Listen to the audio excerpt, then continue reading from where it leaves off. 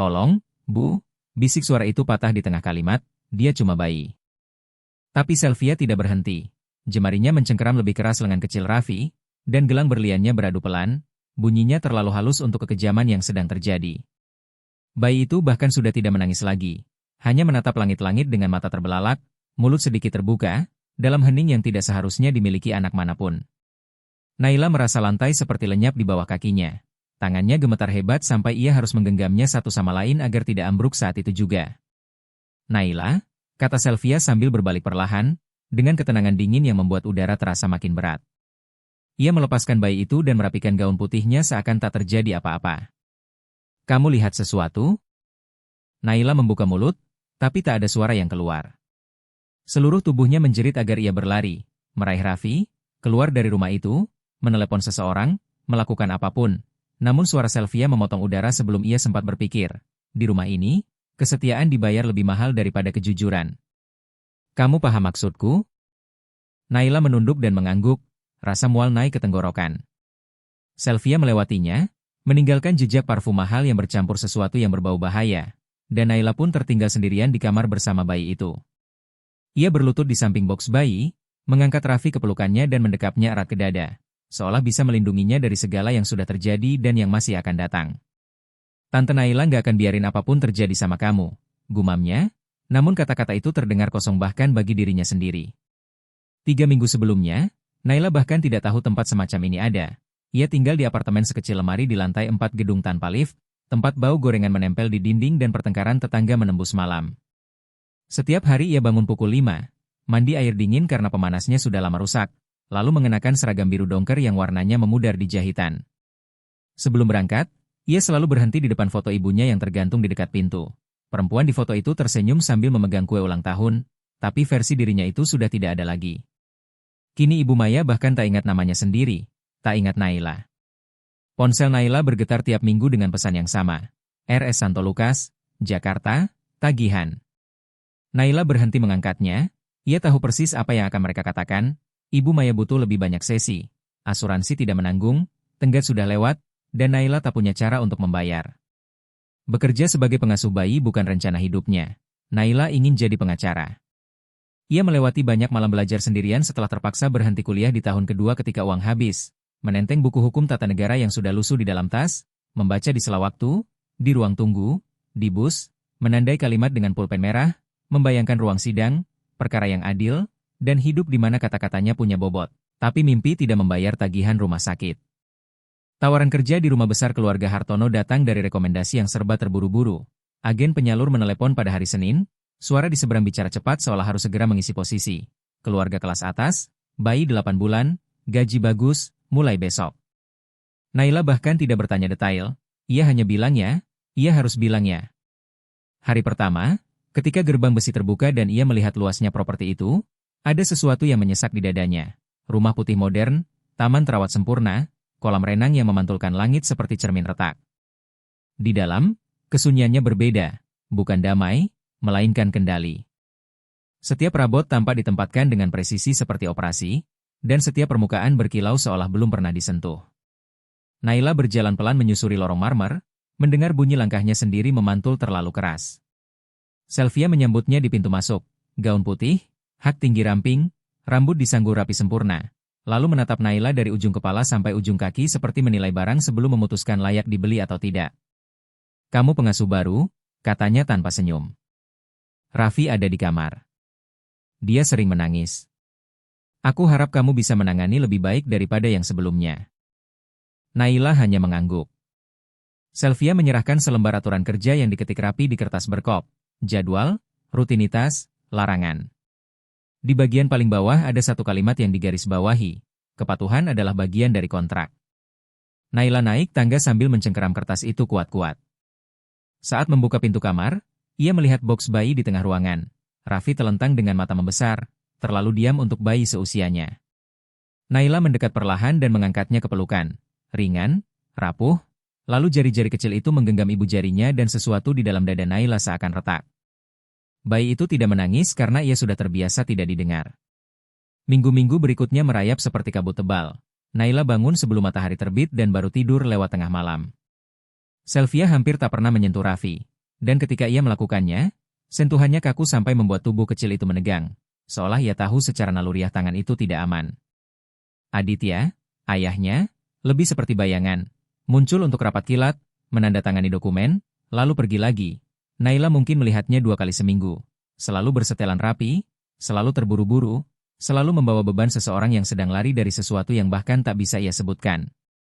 Lalu datang malam itu, malam ketika Naila mendengar tangis teredam yang disusul keheningan tajam seperti pisau. Malam ketika ia mendorong pintu dan melihat kenyataan yang selama ini hanya ia curigai namun belum pernah ia saksikan sejelas itu. Malam ketika semuanya dimulai. Naila tidak tidur semalaman. Ia duduk di ranjang sempit di kamar pembantu, punggung menempel pada dinding dingin, menatap kedua tangannya seolah milik orang lain. Bekas jari Sylvia masih tercetak di kulit halus Raffi. Ia sudah melihatnya, sudah menyentuhnya. Ini bukan imajinasi, bukan lebay, ini nyata, dan kini Naila membawa kenyataan itu di dadanya seperti batu yang tak muat. Pagi datang perlahan, matahari masuk lewat jendela dengan terang yang kejam, menerangi setiap sudut kamar mungil tempat Naila berpura-pura hidupnya masih masuk akal.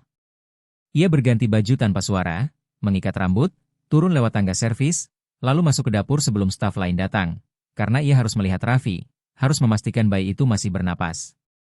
Ketika ia membuka pintu kamar, Raffi sudah terjaga. Menatap mobile bayi yang berputar di atas box, Naila mendekat dan Raffi tersenyum.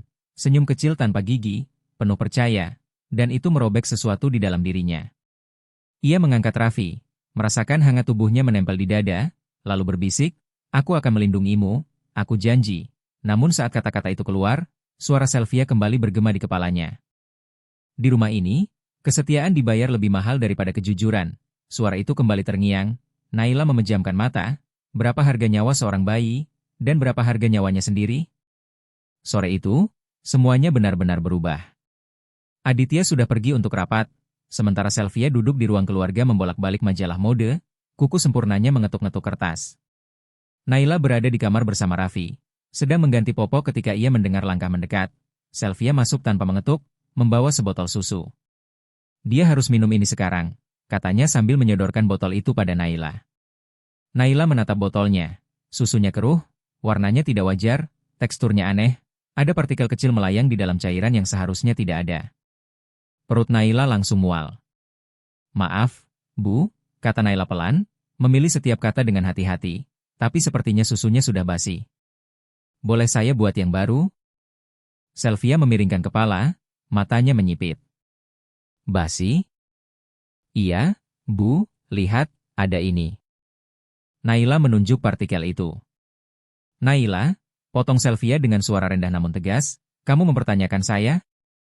Udara mendadak berat, detak jantung Naila melonjak. "Tidak, Bu, saya cuma khawatir sama bayinya." Sylvia melangkah mendekat. "Tugasmu bukan khawatir. Tugasmu patuh. Sekarang berikan botol itu." Naila menoleh ke Raffi yang mengulurkan tangan kecilnya ke arah botol, tanpa tahu apa isinya, tanpa tahu itu bisa menyakitinya. Naila menggenggam botol itu sampai plastiknya sedikit mengempis. Ia teringat Ibu Maya yang terbaring di rumah sakit, teringat tagihan-tagihan, teringat lembar aturan dengan kalimat yang digarisbawahi, "Kepatuhan adalah bagian dari kontrak." "Saya tidak bisa," kata Naila, dan suaranya sendiri terdengar jauh, seperti berasal dari tempat lain. Sylvia membeku sesaat, lalu tersenyum, senyum dingin, terukur. "Kamu tidak bisa?" "Tidak, Bu. Saya tidak bisa memberikan itu pada dia." Sylvia mengambil kembali botol itu perlahan dan meletakkannya di atas lemari, lalu menatap Naila dengan ketenangan yang menakutkan. "Kamu tahu sudah berapa banyak gadis seperti kamu yang lewat di rumah ini, Naila?" 12. Semuanya merasa lebih tahu daripada saya. Semuanya pergi tanpa rekomendasi, tanpa tambahan sepeser pun. Beberapa bahkan tidak dapat kerja lagi. Ia berhenti, membiarkan kata-kata itu tenggelam. "Kamu mau jadi yang ke-13? Naila menelan ludah, tangannya gemetar. "Saya cuma mau dia baik-baik saja. Dan saya mau kamu paham tempatmu." Sylvia melangkah ke pintu, berhenti, lalu menoleh. "Besok kamu libur. Gunakan waktu itu untuk pikirkan apakah kamu masih mau kerja di sini. Karena lain kali kamu mempertanyakan saya, tidak akan ada obrolan, yang ada pemecatan. Dan saya pastikan sendiri tidak ada agen penyalur di kota ini yang akan menerima kamu lagi." Pintu menutup. Naila tertinggal sendirian dengan Raffi dalam pelukannya. Bayi itu mulai menangis, tangisan tajam yang membelah sunyi. Naila duduk di lantai, menyandarkan kepala ke dinding, membiarkan air mata jatuh. Bagaimana ia bisa sampai di titik ini? Bagaimana pilihan antara bertahan hidup dan nyawa seorang anak bisa terasa begitu nyata? Malam itu Naila tak sanggup makan. Ia naik ke kamar pembantu, mengunci pintu, lalu membuka buku hukum tata negara yang sudah berbulan-bulan ia bawa, membolak-balik halaman bertanda, membaca bagian yang digarisbawahi tentang keadilan, perlindungan bagi yang rentan, dan kewajiban moral untuk bertindak. Setelah itu ia meraih ponselnya. Jemarinya gemetar saat mengetik di pencarian, cara melaporkan kekerasan terhadap anak secara anonim. Halaman-halaman itu memuat dengan lambat, nomor layanan pengaduan, prosedur, jenis bukti yang diperlukan. Naila membacanya 2 kali, lalu menghapus riwayat pencarian, menyimpan ponsel, berbaring miring sambil memeluk bantal, dan untuk pertama kalinya sejak ia masuk rumah itu, ia merasakan sesuatu yang berbeda tumbuh di dalam dirinya. Bukan lagi sekadar takut, melainkan keputusan. Ia bahkan sempat terlintas ajakan ala konten. Kalau kamu masih mengikuti sampai sini, ikuti kanalnya, karena yang berikutnya bakal bikin kamu terpukul dan kamu tidak akan mau ketinggalan. Naila terbangun oleh ponsel yang bergetar, pukul 3 dini hari. Nama di layar membuat jantungnya berdegup liar, RS Santo Lukas, Jakarta. Ia mengangkat telepon dengan tangan gemetar. Mbak Naila, suara di seberang terdengar tegas dan profesional, ibu Anda mengalami krisis tadi malam. Kami butuh persetujuan untuk melanjutkan perawatan. Tanpa pembayaran, kami harus memindahkan beliau ke layanan rumah sakit umum. Naila memejamkan mata. Saya punya waktu berapa lama? 48 jam. Panggilan terputus. Naila duduk kaku di ranjang, menatap langit-langit kamar pembantu yang retak, 48 jam, 2 hari untuk mendapatkan uang yang tidak ia punya, 2 hari untuk memilih antara hidup Ibu Maya dan keselamatan Raffi. Ia menekan kedua tangan ke wajah, menahan diri agar tidak berteriak. Pagi itu saat turun ke dapur, suasananya terasa berbeda. Aditya pulang dari perjalanan lebih cepat. Ia duduk di meja, minum kopi, membaca laporan di tablet. Di dada Naila muncul seutas harapan. Mungkin kalau ia bisa bicara 4 mata, menunjukkan apa yang ia lihat, menjelaskannya pelan-pelan. Selamat pagi, Naila, kata Aditya tanpa mengangkat pandangan. Selamat pagi, Pak. Naila ragu, lalu melangkah maju. Boleh saya bicara sebentar secara pribadi, Pak? Aditya akhirnya menatapnya. Ada lelah di matanya, tapi juga sesuatu yang mirip kebaikan. Tentu. Ada apa? Naila baru saja hendak mulai, ketika Sylvia masuk ke dapur, gaun biru muda, rambut terurai, senyum yang tersusun sempurna. Ia mendekati Aditya dari belakang, meletakkan tangan di bahunya dan mengecup puncak kepalanya. Pagi, sayang, bisiknya, lalu menoleh pada Naila. Naila, aku kepikiran, kamu sudah kerja keras. Bagaimana kalau kamu libur hari ini? Biar aku yang urus Raffi. Darah Naila serasa membeku. Tidak perlu, Bu, saya baik-baik saja. Aku tetap minta. Sylvia tersenyum, tapi matanya berkata lain, kamu tidak akan menghalangi. Aditya mengangguk tanpa benar-benar menangkap bahaya. Ide bagus. Kamu kelihatan capek, Naila. Istirahatlah. Naila ingin berteriak bahwa ia tidak boleh istirahat, bahwa Raffi tidak aman, bahwa perempuan itu menyembunyikan sesuatu yang mengerikan, tetapi kata-kata itu macet. Ia hanya mengangguk lalu naik kembali ke kamarnya. Ia mengunci pintu, duduk di lantai, dan memaksa otaknya bekerja. Ia butuh bukti, sesuatu yang konkret, sesuatu yang tidak bisa diabaikan Aditya. Saat itulah ia ingat ponsel lama yang tersimpan di laci, dibeli dari seorang eksekutif beberapa bulan lalu, tapi tak pernah dipakai. Mungkin ia bisa menyembunyikannya di kamar Raffi untuk merekam. Kalau Sylvia melakukan sesuatu, Naila akan punya bukti. Ia menyalakan perangkat itu, mengatur kamera ke mode senyap, lalu menyelipkannya ke dalam saku. Sore itu, saat Sylvia sedang dispa dan Aditya mengurung diri di ruang kerja dalam panggilan video yang seolah tak ada habisnya, Naila masuk ke kamar bayi. Raffi tidur tenang, jari-jarinya mengepal kecil. Naila menaruh ponsel lama itu di belakang boneka plus di rak, dengan kamera mengarah tepat ke boks bayi. Setelah itu ia membisikkan doa singkat, kalimat yang dulu sering diucapkan Ibu Maya ketika Naila masih kecil, Tuhan lindungi yang tak bersalah. Malam turun perlahan. Naila pura-pura beristirahat di kamar pembantu, tetapi ia membiarkan pintu sedikit terbuka, telinganya siaga pada suara sekecil apapun. Sekitar pukul 10 malam, ia mendengar langkah di koridor. Sylvia. Naila menunggu beberapa menit, lalu keluar dan berjalan berjinjit ke pintu kamar Raffi. Dari celah pintu, ia melihat Sylvia berdiri di sisi boks bayi, memegang sesuatu di tangan, sebuah botol kecil. Napas Naila tertahan. Sylvia membuka tutup botol, meneteskan beberapa tetes ke pipet, lalu membungkuk ke arah Raffi. Naila tak sanggup menahan diri, ia mendorong pintu. Jangan. Sylvia menoleh kaget, pipet itu jatuh ke lantai. Selama sedetik, mereka hanya diam, saling menatap. Lalu Sylvia tersenyum, senyum yang sama seperti biasa, tenang, terukur, mematikan. Naila, katanya lembut, kamu seharusnya tidak ada di sini. Kamu sedang apa? Kamu sedang melakukan apa? Balas Naila, suaranya lebih keras daripada yang ia niatkan. Sylvia mengangkat bahu seolah santai. Mengurus bayi. Dia gelisah. Ini cuma penenang alami. Bohong. Naila melangkah maju. Saya lihat. Saya lihat apa yang kamu lakukan kemarin. Saya lihat bekasnya. Saya tahu apa yang sedang kamu lakukan. Sylvia memiringkan kepala, matanya menyipit.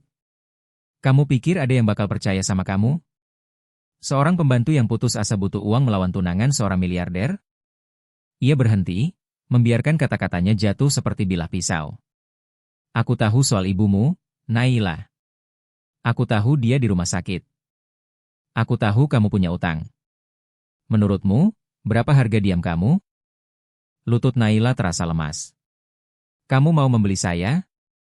Aku mau menolong kamu. Sylvia meraih tas di atas lemari, mengeluarkan amplop tebal. 50 juta rupiah. Tunai. Cukup untuk bayar perawatan ibumu dan masih ada sisa. Yang perlu kamu lakukan cuma satu, besok pagi keluar dari rumah ini dan jangan pernah kembali. Naila menatap amplop itu, lalu menatap Raffi yang masih tidur, tak tahu apapun, tangannya gemetar. 50 juta rupiah, keselamatan Ibu Maya, kebebasan, kesempatan memulai ulang, tapi juga pengkhianatan terhadap seorang anak yang tak bisa membela diri. Jadi, tanya Sylvia, menyodorkan amplop itu. Kamu pilih apa? Naila menarik napas panjang, dan untuk pertama kalinya dalam hidupnya, ia tahu persis apa yang harus dilakukan. Lalu sempat terlintas gaya ajakan konten. Kalau kamu di posisinya, kamu akan pilih apa? Tulis di komentar, aku pengen tahu kamu mikir apa. Naila tidak mengambil amplop itu. Sylvia mengernyit bingung. Kamu tidak mengerti. Ini menyelesaikan semuanya. Ibumu hidup. Kamu pergi dari sini tanpa masalah. Semua orang menang. Semua orang, kecuali dia, kata Naila sambil menatap Raffi. Sylvia melangkah maju, kesabarannya mulai retak. Kamu pikir kamu pahlawan? Kamu kira ada yang bakal berterima kasih karena ini? Aditya tidak akan percaya kamu. Tidak ada yang akan. Naila menarik napas dalam-dalam. Kalau begitu, saya akan membuat mereka percaya. Sebelum Sylvia sempat bereaksi, Naila berbalik dan berlari ke koridor. Pak Aditya, teriaknya, suaranya menggema di seluruh rumah besar itu. Pak Aditya, tolong. Sylvia mengejarnya. Naila, jangan bodoh. Pintu ruang kerja terbuka, Aditya muncul di puncak tangga, berkacamata, kemeja kusut, wajah kesal. Ada apa ini? Naila naik 2 anak tangga sekaligus, jantungnya seakan meledak. Pak, tolong. Bapak harus lihat sesuatu sekarang. Sylvia menyusul tepat di belakangnya, suaranya lembut namun terkendali. Sayang, maaf. Naila lagi hari yang berat. Ibunya sedang parah. Dia bingung. Aditya menatap mereka bergantian. Naila, apa yang mau kamu tunjukkan? Naila menelan ludah, lalu berkata tegas, saya pasang ponsel di kamar bayi untuk merekam. Saya lihat tunangan Bapak mencoba memberi sesuatu pada Raffi, sesuatu yang tidak seharusnya. Dan sekarang saya punya buktinya. Keheningan yang turun terasa memekakan. Aditya menoleh ke Sylvia. Itu benar? Sylvia tertawa pendek, tidak percaya. Kamu serius? Kamu mau percaya kata pembantu dibanding aku? Saya tidak minta Bapak percaya kata-kata saya, kata Naila dengan suara mantap. Saya minta Bapak menonton videonya. Aditya turun pelan, melewati Sylvia tanpa menoleh, lalu berjalan menuju kamar Raffi. Naila mengikutinya. Sylvia ikut juga, tapi wajahnya kini berbeda, lebih pucat, lebih tegang. Naila mengambil ponsel yang disembunyikan di belakang boneka plus, tangannya gemetar saat mencari file, sampai akhirnya ketemu. Ia menekan putar. Di layar kecil, terlihat Sylvia masuk ke kamar, mendekati box bayi, mengeluarkan botol kecil dari tas, membuka tutupnya, lalu mengambil pipet. Aditya membeku, matanya terpaku pada layar, napasnya makin berat. Ketika video sampai pada momen Sylvia menahan pipet di atas wajah Raffi, Aditya memejamkan mata. Matikan, katanya serak. Naila mematikan. Aditya berbalik perlahan ke Sylvia. Itu apa? Sylvia membuka mulut, menutupnya lagi, lalu tersenyum, namun senyumnya retak. Sayang, aku bisa jelasin. Dia susah tidur. Aku cuma mau membantu. Cuma sekali, sumpah. Bukan cuma sekali, kata Naila lirih. Saya lihat sebelumnya. Saya lihat bekas di lengannya. Saya lihat kamu menyakitinya. Aditya menoleh ke Raffi yang tidur tenang, tak sadar badai di sekelilingnya. Ia berlutut di sisi box bayi dan mengangkat lengan kecil itu dengan sangat hati-hati. Bekasnya masih ada, ungu, kekuningan di tepinya, terlalu kecil untuk disebut kecelakaan. Saat Aditya berdiri lagi, air mata menggantung di matanya. Keluar dari rumah saya. Sylvia mundur selangkah. Aditya, tolong, keluar, bentaknya, dan suaranya menggema ke seluruh rumah. Sylvia menatap Naila, dan di tatapan itu ada sesuatu yang belum pernah Naila lihat sebelumnya. Bukan marah, melainkan ketakutan murni. Kamu menghancurkan semuanya, bisik Sylvia. Kamu tidak tahu apa yang baru saja kamu lakukan. Saya menyelamatkan satu nyawa, balas Naila, suaranya pecah. Dan itu pilihan paling mudah yang pernah saya ambil. Sylvia pergi dari kamar, bunyi haknya menghantam marmer, tiap langkah terdengar seperti vonis. Pintu depan terbuka dan tertutup dengan dentuman keras, lalu sunyi. Aditya duduk di kursi di samping box bayi, menutupi wajahnya dengan kedua tangan. Bahu Aditya bergetar. Naila berdiri kaku di ambang pintu, tidak tahu harus tetap tinggal atau pergi. Lalu ia mendengar suara Aditya tanpa menurunkan kedua tangan dari wajahnya. Terima kasih. Air mata Naila langsung jatuh. Saya cuma melakukan yang benar, Pak. Bukan, kata Aditya, akhirnya menatapnya, mata pria itu merah, hancur, tapi ada sesuatu yang mirip rasa syukur di sana. Kamu melakukan lebih dari itu. Kamu menyelamatkan anak saya. Dan, saya terlalu buta untuk melihatnya. Naila tidak tahu harus menjawab apa, jadi ia hanya berdiri di ambang pintu, menggenggam tasnya sendiri, merasakan berat dari apa yang baru saja ia lakukan. Ia memilih kebenaran, ia memilih Raffi, dan sekarang tidak ada jalan kembali. Malam itu, polisi dipanggil, botol kecil yang tadi dijatuhkan Sylvia disita, lalu diminta untuk diperiksa di laboratorium. Naila memberi keterangan dengan suara tegas, menatap langsung mata petugas. Ia menceritakan semuanya, bekas lebam, susu keruh, ancaman, uang tunai yang ditawarkan. Saat ia selesai, petugas itu menutup catatannya. Kamu melakukan hal yang benar. Banyak orang tidak akan punya nyali.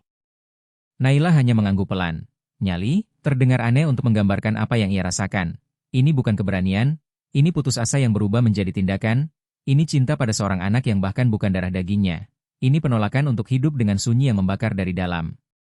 Ia sempat terlintas gaya ajakan konten lagi. Kalau plot twist ini bikin kamu sesak napas, kasih suka videonya sekarang. Kisah seperti ini harus dilihat, harus dirasakan. Naila tidak kembali ke kamar pembantu malam itu. Ia duduk di sofa ruang keluarga, berselimut-selimut yang tadi dibawakan Aditya, menatap kosong. Rumah besar itu terlalu sunyi. Sunyi setelah badai, saat dunia masih memproses kerusakan. Naila tidak bisa berhenti gemetar. Bukan karena dingin, melainkan sesuatu yang lebih dalam, sesuatu yang telah patah di dalam dirinya dan kini sedang menyusun ulang menjadi bentuk yang lain. Sekitar pukul 3 dini hari, Aditya muncul membawa 2 cangkir teh hangat. Ia meletakkan satu di meja kecil di samping Naila, lalu duduk di kursi seberang sambil memegang cangkir satunya. Tak satu pun dari mereka minum. Saya menelepon adik perempuan saya, kata Aditya setelah lama diam. Kirana, dia tinggal di Depok. Besok pagi dia akan datang untuk membantu mengurus Raffi sementara saya membereskan semuanya. Naila mengangguk pelan. Dia bagus dengan anak-anak? Dia punya 2 anak. Dia guru.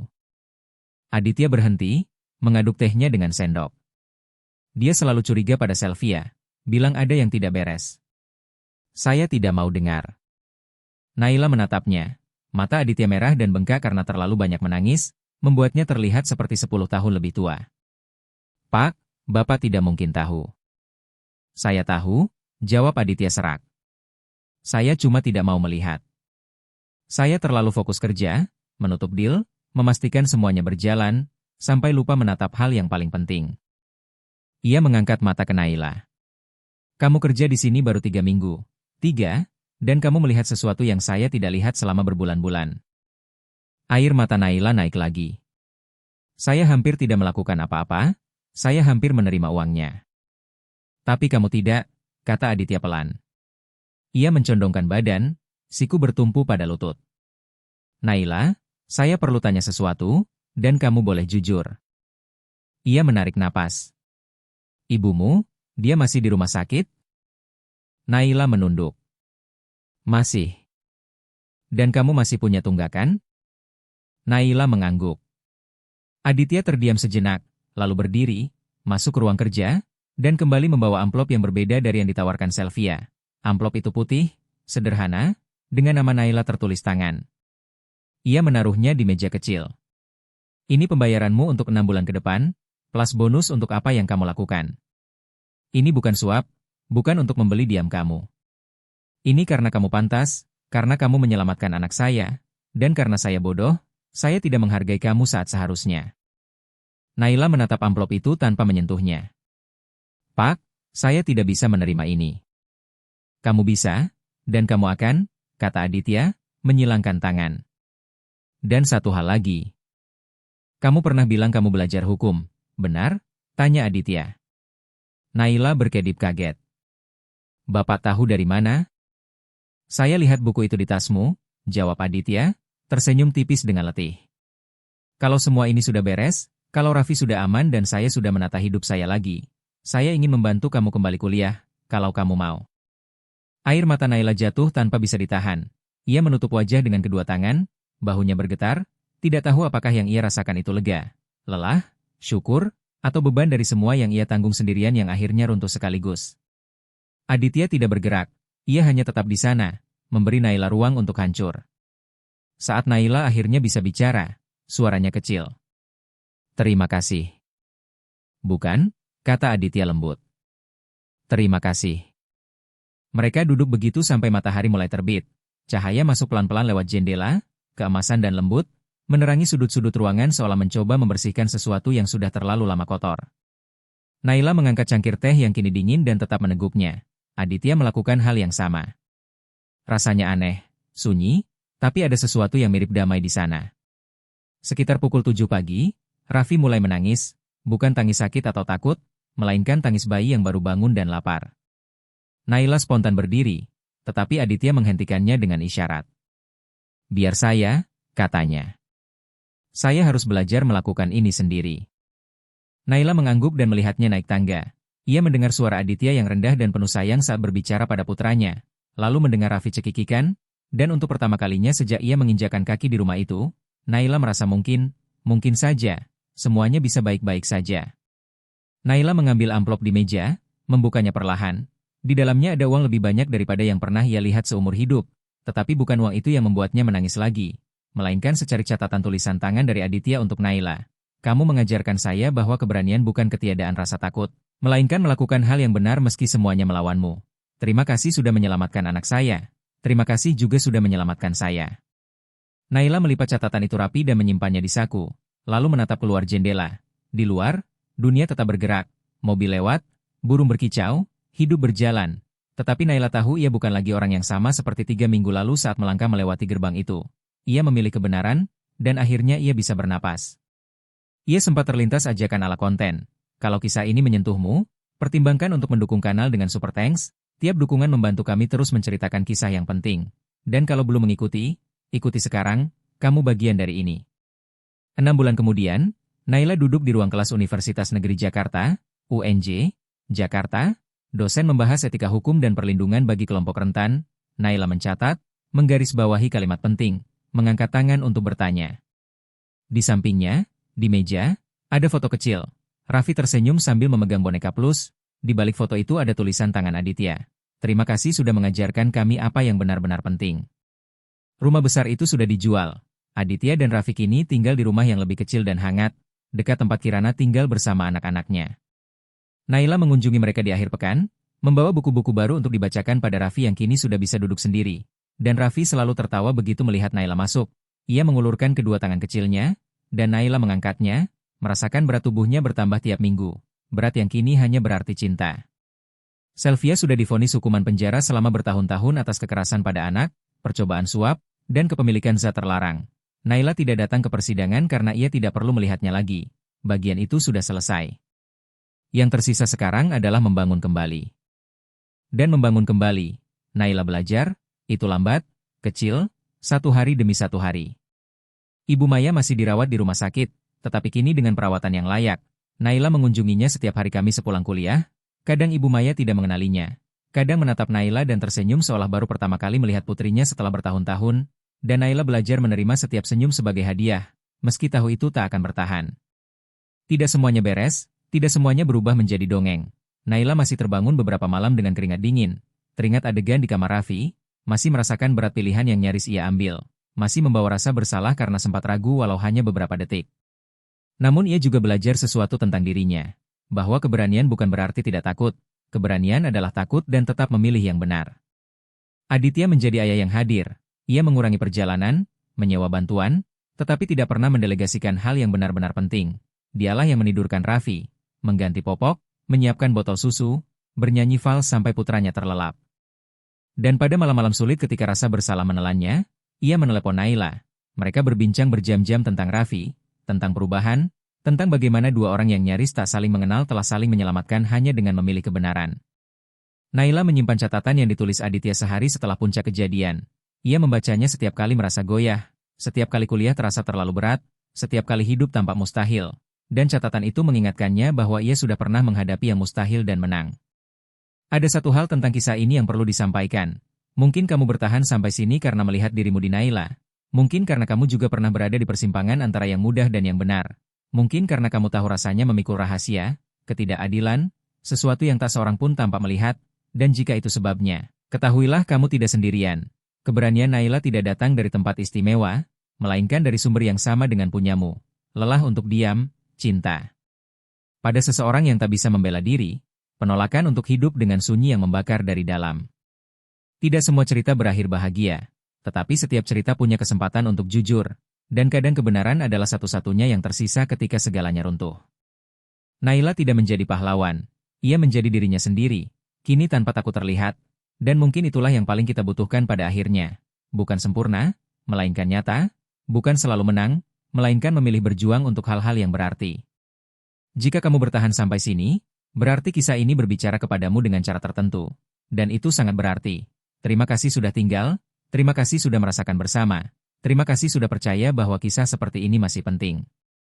Jika kamu ingin melanjutkan perjalanan ini bersama kami, ada video lain menunggumu sekarang. Kisah lain, kehidupan lain, potongan kemanusiaan lain yang layak diceritakan, klik di sana, tinggal sebentar lagi, kita bertemu di seberang. Dan ingat, kamu juga punya cerita, dan ceritamu juga penting. Sampai jumpa. M.